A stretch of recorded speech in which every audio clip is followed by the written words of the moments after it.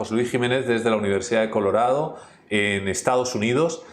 José Luis Jiménez es profesor en la Universidad de Colorado en Boulder, es experto en física y química en aerosoles, ya sabéis el tema de aerosoles, COVID, lo vais pillando, doctorado en el MIT, es el quinto científico más citado a nivel mundial en geociencias en los últimos 10 años. Tiene premios de la NASA, como por ejemplo Group Achievement Awards en el 2003, 2006, 2008 y 2015. José Luis, ¿te tenemos por ahí? Sí, aquí estoy. ¿Me podéis oír? ¿Qué tal? Muy buenas noches. ¿Qué tal allí en Boulder, Colorado? Pues no, ¿Mucho calor? No se está mal. No, se está bien. Fresquito, ¿verdad? Sí, aquí es un clima más templado. Efectivamente. ¿Esquías? Sí, no muy bien, pero sí esquío. Bueno, es un sitio a nivel mundial, ¿no? Una referencia. José Luis, queríamos entrevistarte, obviamente, ¿no? Sobre tu especialidad, sobre el tema de los aerosoles, es decir, que eres un experto. Muchas de tus publicaciones, evidentemente, van por ese sentido, ¿no? Y nos encontramos, no sé si has visto hoy el nombre del programa, como lo hemos titulado, Cruzando el Rubicón, la suerte está echada. Aquí en España nos encontramos ya en un punto de no retorno. Es decir, hagamos lo que hagamos, estamos ya lanzados hacia adelante. Y hace unos pocos días, por no decir horas, leí un titular en un medio de comunicación español, un titular que creo que habías generado tú, José Luis, que decía algo así como: la vuelta al cole es una bomba de relojería si se ignoran los aerosoles. ¿Nos podrías extender un poquito más esta pregunta o la respuesta, evidentemente? Bueno, pues lo que hemos estado investigando y trabajando con un grupo de muchos científicos es entender las formas de transmisión. Y la conclusión a la que hemos llegado es que este es un virus que se transmite sobre todo por aerosoles, por el aire, ¿no? Y que luego también se puede transmitir por las superficies, hay que seguir lavándose las manos, y si alguien te tose o te estornuda también pueden ser estas gotas que dice la OMS, ¿no? Entonces, lamentablemente, la OMS está muy confundida y todavía no ha aceptado esto, ¿no? Pero eso no cambia, el virus hace lo que hace independientemente de que la OMS se entere o no. Entonces, ¿qué hacer? Perdona, cuando dices la OMS está muy confundida, ¿a qué te refieres? La OMS dice que el principal modo de transmisión son estas gotas, digamos, que salen cuando hablamos o cuando tosemos y que caen en 1 metro. Eso es lo que dicen ellos, ¿no? Y esto es un error enorme. Dicen que esas gotas son gotas que cuando ya tienen más de 5 micras, pues tienen ese comportamiento. Cuando en realidad para tener ese comportamiento que nos dicen tienen que ser de 300 micras. Entonces, esto es un error. Pues el movimiento se describe con la ley de Newton, la fuerza igual a la masa por la aceleración. La diferencia en la masa entre lo que dicen y lo que es correcto es un factor de 200.000.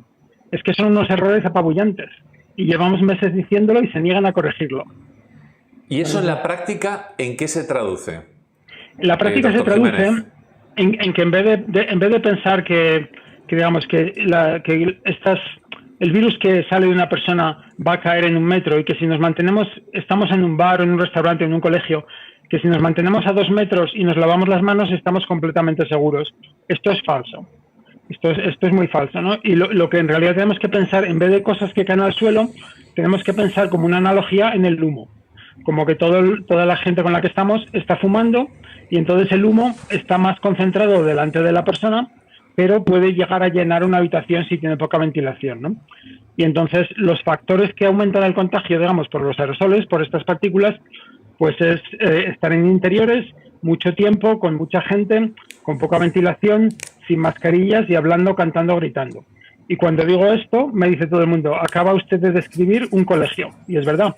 Entonces, por eso un colegio es una incubadora del virus, ¿no? Entonces, hacer los colegios como se hacía normalmente antes de que hubiera virus es ponerse a cultivar el virus a propósito, casi.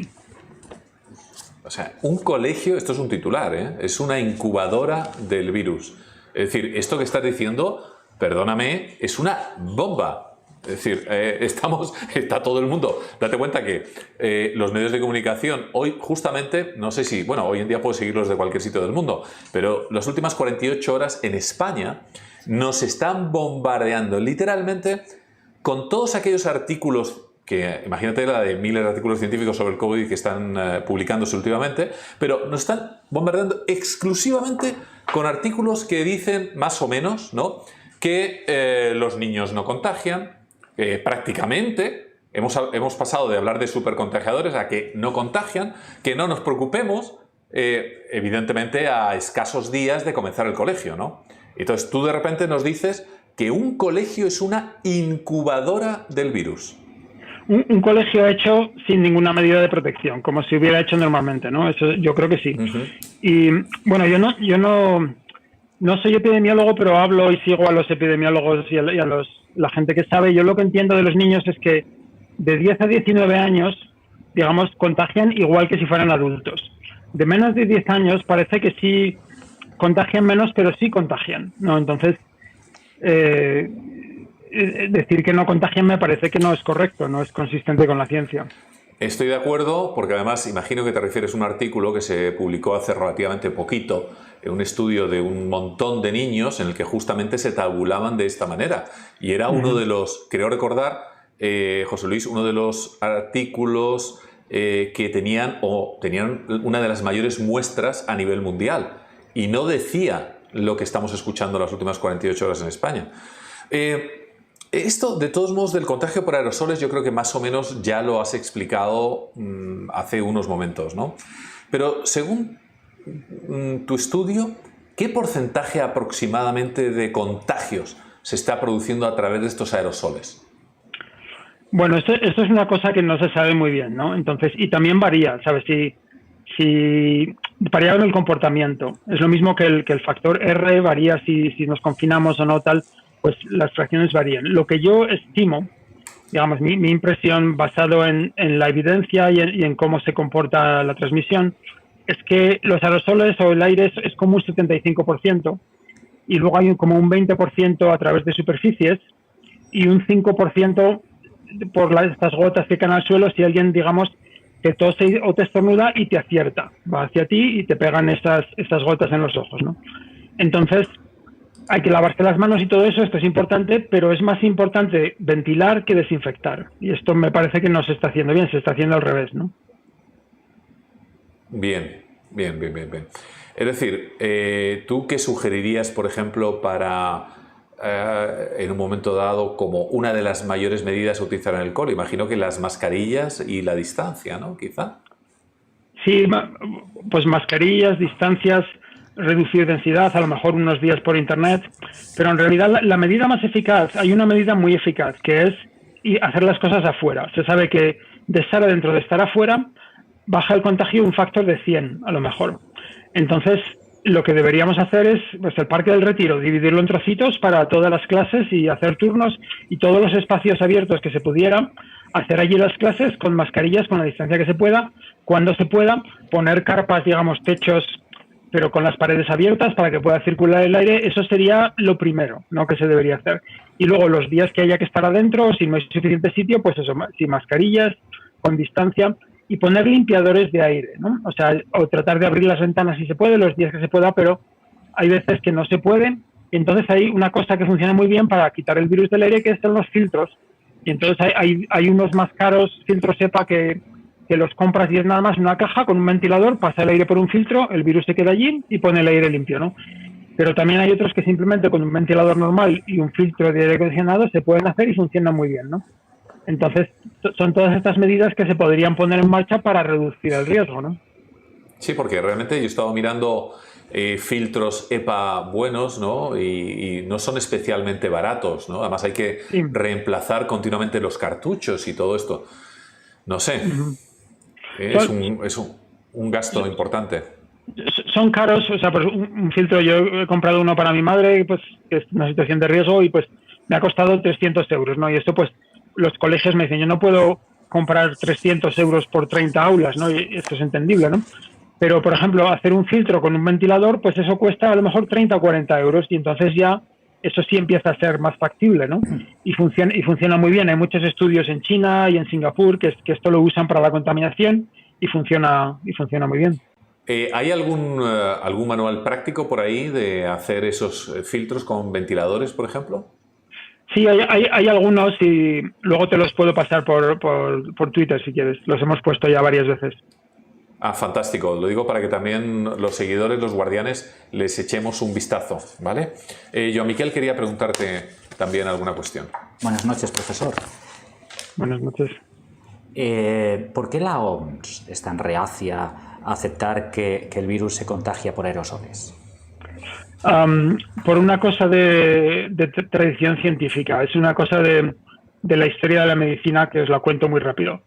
A ver, en 1860 Pasteur descubre los gérmenes y entonces se dan cuenta que para transmitir una enfermedad infecciosa tiene que ir de la persona A a la persona B de alguna manera físicamente, ¿no? Por el agua, por el aire. Y entonces se pone la gente a investigar para esta enfermedad, para aquella enfermedad. Antes de esto había una teoría de las miasmas, que las enfermedades venían por el aire, era como un fantasma, era muy peligroso, ¿no? Y daba mucho miedo. Entonces, esto sigue. En 1910 hay un médico norteamericano, Charles Chapin, se pone a recopilar toda la evidencia desde Pasteur de la que la gente ha investigado, pues el cólera va por el agua, esta enfermedad tal. Y entonces él se da cuenta que muchas enfermedades se transmiten muy bien cuando la gente está cerca, ¿no? Y que si hay más distancia social, se transmiten menos bien. Que esto es verdad y es por lo mismo que nos lo dicen hacer para el COVID, ¿no? Pero él no sabía por qué y él pensó, había unos estudios de un alemán que veía esto de las gotículas que salían y que caían al suelo en 2 metros porque las gotículas son más grandes y se podían medir. Los aerosoles, pues se pensaba que era posible, pero no se podían medir. Y entonces él toma la postura, en un libro muy, muy famoso, que el contagio de enfermedades por el aire es casi imposible. Y esto llega en un momento en el que se convierte, digamos, en el dogma de la epidemiología y de las enfermedades infecciosas. Y ya desde entonces, desde 1910, ha sido prácticamente imposible convencerles de que ninguna enfermedad se transmita por aerosoles. Incluso, por ejemplo, el sarampión, que es extremadamente contagiosa, que ahora se sabe que se transmite por aerosoles, lees artículos de hace 50 años y dicen, esta es una enfermedad que se transmite por gotículas y por superficies. Y coges esos artículos, tachas sarampión y pones COVID-19, son las mismas palabras que dice la OMS ahora. Han hecho ese error ya varias veces, también lo hicieron con la tuberculosis, también lo hicieron con la varicela, pero en estas enfermedades fueron obligados a aceptarlo porque la evidencia era tan obvia, ¿no? Pero entonces con la COVID es una enfermedad menos contagiosa y con las enfermedades menos contagiosas, aunque como la gripe u otras que van por el aire, estas no las han aceptado. Y entonces para ellos piensan que es una ley de la naturaleza que una enfermedad que va por aerosoles tiene que ser muy contagiosa, cuando en realidad es un error de la historia. Entonces, y la gente que está en la OMS está dominada por este pensamiento y es que no les entra en la cabeza. Y como los aerosoles nunca han sido importantes porque es imposible transmitir enfermedades, pues no les prestan ninguna atención y no tienen a ningún experto. Y por eso cometen estos errores espeluznantes. Pero José Luis, cuando en ese caso, por ejemplo, tú haces ese fabuloso estudio, un grupo de científicos hacéis esos estudios donde aparecen unos tantos % brutales de contagio vía aerosol, ¿qué dicen en la OMS? O sea, cuando ven eso, cuando ven que, bueno, por lo menos puede ser plausible que se propague, que se contagie la gente por aerosol. ¿Qué hacen? Sí, ¿Mutis? pues, ¿Nos dicen algo? Que Sí, han pasado de decir, cuando sacamos la carta que escribimos con los 239 científicos, han pasado de decir que era casi imposible a decir que, bueno, en algunas circunstancias, pero básicamente decir que es muy raro, ¿no? Que es una cosa muy poco frecuente. Entonces, no llega el mensaje, ¿no? Pues a países como en España, digamos, donde la OMS, lo que dice la OMS va a misa, ¿no? Pues no llega el mensaje del aire, ¿no? Entonces tenemos que ser los científicos individualmente los que lo decimos, ¿no? Y, profesor García, le voy a hacer una de las preguntas, yo creo, cúlmines de esta noche. A ver, ¿es segura o no segura la vuelta a las aulas según usted, imagino que ve las noticias aquí en España? Pero si tuviera que llevar a su hijo al colegio, o a un hijo suyo, o a un familiar, ¿no? ¿Qué es lo que exigiría? ¿Qué es lo que sería una condición sine qua non para poder llevar a este niño? Es decir, si no hay esto, yo no piso el colegio. Estamos hablando de clases de 20 y tantas, 30 personas, 30 y tantas personas. ¿Qué es lo que habría que exigir? Y si no, plantarse, es decir, mi hijo no entra al colegio. Mire, yo ya me había plantado al colegio, tengo un niño de 6 años y aquí hay menos casos que allí, bastantes menos. Y yo ya me había plantado y decía, mi hijo no va al colegio con tantos casos, ¿no? Entonces, en España yo lo que veo es que esto no es seguro. La única forma de ser seguro... Y perdóname, para aclararlo, ¿le has llevado al colegio o no lo has llevado al colegio al final? No, todo el colegio ahora es todo por internet, porque se han dado cuenta que no era seguro, ¿no? A lo mejor porque yo y otros expertos estamos aquí y nos han escuchado, ¿no? Y hay menos casos que en España, en Boulder. Sí, la última vez que lo miré, pues aquí había la mitad que en España, que la media de España. Es decir, con la mitad de casos que en España, ¿no hay clases presenciales en Boulder? Correcto. Vale, bien, es que es un... Joan Miquel, eso es un titular, es decir, está más claro que el agua. Lo que estamos escuchando ahora... La mitad de casos y los colegios están cerrados y está haciendo todo no presencial, ¿no? A través de internet, imagino. Correcto. Bien, perdóname que te haya interrumpido pero es que no quería dejar pasar esa idea que creo que es muy importante. Entonces, volvemos a la pregunta, ¿qué es lo que exigirías para decir, bueno, pues sí, venga, llevo al niño al colegio? Claro, si esto depende del nivel del virus, ¿no? Si el nivel del virus baja mucho, pues entonces se podría hacer adentro, con filtros de aire, con ventilación, con mascarillas, se podría hacer. Si el virus sigue al nivel que está ahora, la única situación en la que yo llevaría a mi hijo al colegio es si se hiciera afuera y con mascarillas. Eso sí que me atrevería, ¿no? Pero si es dentro de cualquier local cerrado, es una situación muy peligrosa. Pero profesor García, en Colorado justamente eso no es Florida. En invierno hace un frío ahí que te pela. Bueno, pero ahora no estamos en el invierno, ¿no? Y hay un artículo que salió en el New York Times hay una epidemia de tuberculosis en Nueva York en 1910. Hicieron las escuelas afuera en unos inviernos muy duros y hay unas fotos, los niños con 3 abrigos, pero funcionó y se redujeron mucho los contagios, ¿no? Entonces, yo creo que el invierno en España, en cualquier sitio, es menos duro que el invierno de 1910 en Nueva York. Entonces, esto se podría hacer. Los inviernos neoyorquinos y sobre todo los antiguos, Joan Miquel y yo tenemos mucha experiencia de pasar frío no. Lo siguiente, es decir, de que se te congelaban las lágrimas en algunas ocasiones, no es broma, ¿eh? Y entonces, ¿cuál debería ser el protocolo, no solamente ya para los alumnos, pues si no nos podemos olvidar también de los pobres docentes, ¿no? Que muchos no tienen 20 años y están realmente preocupados porque literalmente lo que ha dicho es que está un colegio, y es verdad, y justamente lo de que los colegios son una incubadora es un término que yo he utilizado muchísimas veces, ¿eh? Una verdadera incubadora de los virus. ¿Qué protocolo se puede hacer también con los profesores? ¿Qué más se puede hacer? Hombre, los profesores tenemos que darles las mejores mascarillas y hacerles las pruebas de sellado para que las puedan llevar bien puestas, darles protección a los ojos, porque los aerosoles también pueden entrar por los ojos, aunque es menos probable, y pues mantener las distancias, pero también por la misma razón, si yo tuviera que dar clase en persona, que gracias a Dios ahora lo estoy dando por internet, también por la misma razón, pues solo la daría si fuera afuera. O sea, si no es que es un riesgo demasiado grande. Es decir, tú como profesor, si tuvieras que dar clase, a propósito, ¿no estás dando clase ahora mismo en la facultad? Sí, ¿o? Por internet. ¿También por internet? Sí. Es decir, bueno, la universidad tiene algunas clases en persona, pero han aumentado la distancia entre los alumnos. O sea, antes había, pues a lo mejor me parece que eran 3 metros cuadrados por persona y ahora hemos pasado a 15, una cosa así. Mucha menos 15. gente. Sí, una cosa... Es decir, ¿cuánta gente cabe en el aula ahora entonces? Pues había aulas que cabían 300 y ahora caben 40, ¿sabes? Están todos bien distanciados, entonces nos han escuchado, esto es seguro, pero claro, entonces la mayoría de las clases no caben y se tienen que dar por internet, ¿no? Y yo tengo la suerte de que la mía se tiene que dar por internet.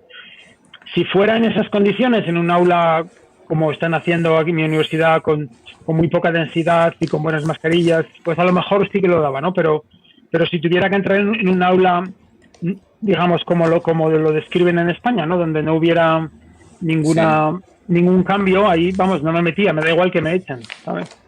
José Luis, aquí en España, bueno, tenemos el chat lleno de docentes que la verdad están escuchando súper atento todo lo que estás diciendo. El protocolo de los centros pues estipula quizá entre hora y hora abrir 5 minutitos la ventanita, si el tiempo acompaña y la autoridad competente lo permite, ¿no? Pero ¿crees que eso es la mejor ventilación que puede tener? Me da risa. Me da risa. Eso no es la ventilación. Eso no es la ventilación. La ventilación tiene que ser durante todo el tiempo. O sea, la ventilación tiene que estar activa todo el tiempo. Si se abren las ventanas, tienen que estar abiertas continuamente. Lógico. O sea, abrir 5 minutos, hombre, sí ayuda a algo, pero, ¿sabes? Eso no... Claro, lógico. No. Efectivamente, esto es fundamental lo que acaba de decir. También, el otro día, también, sin ser epidemiólogo, pero vamos, somos de ciencias todos, cuando escuché lo de abrirlo 10 minutos entre clase y clase, digo, pero bueno, estamos locos, ¿no? Es decir, no tienen un objeto. Pero es, una vez más, parece como que es por rellenar la plantilla, ¿no? Es decir, para que no digan que no hacemos nada, pero realmente hay que hacer algo que sea eficaz. Pero José Luis, permíteme, dos que te interrumpa. José Luis, el gobierno de España, el ministro ella, ¿alguien ha contactado contigo para que formes parte del comité de expertos, asesores, apliques tu conocimiento y tu sentido común con lo que estás diciendo aquí en algún protocolo en España?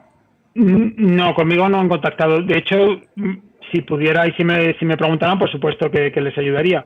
La verdad que si tenéis algún contacto, alguien me puede mandar el correo electrónico y yo les escribo. Lo había pensado, pero no les he escrito porque no sabía cómo contactarles. No sé si... No existía comité de expertos. Si tus opiniones interesarían... Perdóname que te lo digo. Por supuesto que interesan a muchísima gente, ¿no? Lo que pasa es que ya sabes que cuando se mezcla política y ciencia, a veces es como el agua y el aceite, ¿no? No acaban de llevarse bien. Pero hay una cosa, es que al final... Pasa lo mismo aquí, no crea que los políticos de aquí casi hacen que los políticos de allá parezcan excepcionalmente buenos, pero como estamos ahora en Estados Unidos, ¿no? Pero lo que pasa es que no se dan cuenta que este tipo de medidas, vamos a empezar los colegios, pues es pan para hoy, pandemia para mañana, ¿no? Empezamos. Esa frase la vamos a poner en un cuadro, es muy buena, muy buena. Bien. Bueno, pero porque es decir, al final, ¿por qué no se pueden hacer las cosas bien? Pues por el virus. ¿Qué hay que hacer? Pues tratar de limitar el virus lo más posible. Entonces es cuando recuperamos la libertad de hacer las cosas. Entonces, empezar los colegios, pues que vamos a tener 2 semanas de colegio y luego una ola mucho más fuerte. Esto no vale la pena. Y los políticos tienen que darse cuenta, no hay elecciones en 2 semanas. Al final la gente les va a evaluar cómo han hecho las cosas durante todo el otoño y al final tienen que tener una vista un poco más a largo plazo o a medio plazo y escuchar a los científicos, ¿no? Bien, efectivamente. Te diré como curiosidad que yo seguía y tenía contacto con, no voy a decir ni siquiera de qué universidad americana, pero de la costa este, que era muy crítico con el gobierno y de repente se silenció. Y días después lo vi que estaba en un comité asesorando a no sé quién en un gobierno español, en una de las taifas de estas que tenemos en España, apareció de repente y las críticas ya cesaron. Poderoso caballero, ¿no? Compraron su silencio, vulgarmente hablando. Bueno, oye, una cosa que evidentemente nos llama la atención, ¿no? El famoso botellón. Es decir, los peligros del botellón, yo creo que algunos son muy obvios, ¿no? Pero yo creo que a ti te preocupa de manera especial este tema, ¿no? Es decir, no es ya el tema del alcohol, evidentemente, o cualquier otro tipo de cuestión, sino desde el punto de vista de la transmisión del virus, ¿qué es lo que te inspira el ejercicio de este botellón? Bueno, esto es un desastre, ¿no? Porque ahí ya... Es que yo lo que digo siempre es que este es un virus, no es un virus muy contagioso, le tenemos que ayudar, se lo tenemos que poner fácil. Entonces, el botellón es ponérselo facilísimo, no me acuerdo ya, ponérselo a bola, no sé si se dice así. Es porque básicamente estamos, por esto de las gotículas, ¿no? Pues sale una gota de saliva de alguien y le da a alguien en la boca y sabemos que así se puede transmitir. Yo pienso que eso no es muy probable, pero se puede transmitir. Entonces, ¿cómo se lo podemos poner fácil? Cogemos una botella, alguien la bebe, se queda la saliva, se la pasas a otra persona. Claro. Entonces es que vamos, si alguien comparte una botella con alguien infectado, yo estaría muy sorprendido si no se contagia. Me parecería un milagro, ¿no? Que no se contagie. Todo eso sin contar, José Luis, digo, es una pregunta, además que una afirmación. Todo eso sin contar que te pasas un cigarrillo cuando no quiero decir un porro, y además la música muchas veces que están los coches cerca a toda pastilla y que te fuerzan a hablar pues muy alto, y eso evidentemente exige ese esfuerzo o produce más bien bueno, lo tuyo, ¿no? Más aerosoles, digo yo. Sí, eso es otra incubadora, pues vamos, ya es una incubadora a lo bestia. Es como si los jóvenes se quisieran contagiar a propósito, pues harían eso que me dices, sí. Es decir, si quisieran contagiar a propósito, venga, hacer botellón, ¿verdad? No se me ocurre, vamos, más que darse besos. O sea, ya sería la única cosa más eficiente, ¿no? Si se empiezan todos a dar besos en círculo. El besuqueo generalizado. Besuqueo salvaje. Sí. José Luis, hay una cosa en este país, no quiero molestarte más, ¿no? Pero tengo una pregunta para lanzarte, la última por mi parte. En este país, pues tenemos la sensación que somos el país que tenemos quizá las medidas más estrictas en cuanto a que tenemos que llevar mascarilla en todos los sitios. A pesar de que las mascarillas pues se llevan mal, se llevan bajadas, la gente le lleva en el codo, en la nariz. Cuando te encuentras a alguien que va sin mascarilla te dices, y voy solo, digo, bueno, vas solo hasta que te cruzas conmigo, entiéndeme, ¿no? Pero también hay muchas mascarillas falsas, fake, que dicen que protegen pero no protegen. ¿Eso es posible? ¿Que las mascarillas que está utilizando la gente no protege y que sea simplemente un trapo en la boca? Bueno, es posible que no protejan mucho, ¿no? Dependiendo de la calidad del material, pero una mascarilla, tú en el momento que te pones algo delante de la boca, que es un material, siempre protege algo, aunque sea falsa y no sea lo buena que te dicen, siempre protege algo. Y esto es una física muy básica, ¿no? El aerosol son unas partículas donde ahí está el virus y digamos que son un poco torpes, ¿no? Entonces, cuando salen de tu nariz o salen de tu boca, pues van a una cierta velocidad y si se encuentran en una superficie, pues es bastante factible que se queden allí, ¿no? Entonces, claro, si el material no es el que te dicen, pues a lo mejor en vez de filtrar el 70%, pues filtra el 30%, ¿no? Pero yo creo que si todo el mundo con las mascarillas que tiene las llevase bien puestas, bien ajustadas, que no haya ningún hueco donde se pueda poner el dedo, digamos que cuando respiras se te pegan a la cara y cuando expiras se separa, ¿no? Eso es una señal que el aire está pasando por la tela, ¿no? Entonces yo creo que esto ayudaría mucho. Fíjate lo que me está diciendo ahora mismo un compañero a través de WhatsApp. Dice, como te está escuchando, está viendo la reunión secreta, es un compañero médico, dice, pues aquí, es una ciudad de España, tampoco voy a decir dónde, nos dicen que nosotros y los niños estamos más seguros en el aula que en los parques. Es decir, tú te das cuenta, ¿no? Te das cuenta. No tiene ni pies ni cabeza. Pero te das cuenta. Ya, pero estos mensajes... te recuerdo, no sé, ¿hace cuánto tiempo que no vienes a España, si te lo puedo preguntar? Si no es indiscreción. Desde Navidad. De Navidad, bien. Quizá hayas visto la televisión española y hayas visto muchísimas cosas que sucedieron en marzo, etcétera, ¿no? Incluso habrás visto cuando nos decían a los españoles que las mascarillas no servían para nada, ¿no? Y que poco menos era... ¿para qué te ibas a poner una mascarilla? Fíjate, perdóname, esto es un sacrilegio decírselo a un experto mundial en aerosoles como tú, realmente, ¿no? Pero el nivel de información o de desinformación o de intoxicación informativa que hemos tenido y que tenemos al día de hoy es brutal. Como he dicho, para los que se acaban de incorporar al programa, en las últimas 48 horas hay un bombardeo, pero un bombardeo de cogiendo con lupa, con pincitas, los únicos artículos científicos que pueden existir acerca de que los niños no enferman, de que los niños están, todo súper positivo, a escasos días de comenzar el colegio, José Luis. Sí, es lamentable, hay mucha desinformación, pero... Y parte es, pues, bueno, es la sociedad, los políticos, parte también es la propia OMS. Ahora estaba hablando con un compañero, tengo varios topos en la OMS que me informan de qué pasa y me decía uno de ellos que en la central de la OMS nadie lleva mascarilla. Es que no se lo creen ellos mismos, ¿no? Y la OMS recomienda llevar una mascarilla en interiores solo si no puedes cumplir una distancia de al menos 1 metro. Y ellos no llevan mascarilla, y los ves en las ruedas de prensa y tal y cual, y como están a más de 1 metro no llevan mascarilla. Es que ellos no se lo creen, ¿sabes? Entonces, claro, no ayuda, ¿no? Evidentemente. Recuerdo justamente al enviado especial de la OMS en China, Jerry, no me acuerdo ahora mismo el nombre, pero en muchas de las ocasiones, en muchas de las ruedas de prensa, él mismo no llevaba mascarilla. Es decir, no no la utilizaba, cosa que nos llamaba muchísimo la atención. Bueno, yo creo que, no sé, Joan Miquel, yo creo que ha quedado clarísimo. Bueno, has aquí estado... habrían un millón de preguntas, pero tenemos que dejar para otro día. No te podemos dejar José aquí toda Luis, la no sabes noche. la que has liado. Sí, la que has liado. Nos has dado unos buenos titulares realmente interesantísimos. Sí, dinos. Las cosas son como son y no como quisiéramos que fueran. Fantástico. Otro titular, ¿verdad? Está bordado. Mira, porque tenemos que hacer una especie de distinción especial de la reunión secreta. Es decir, es que todo lo que estás contando, evidentemente, simpatizamos contigo al 100%. Es decir, es lo que hemos estado diciendo desde el principio. Es decir, yo sé que no os gusta escuchar lo que vais a escuchar.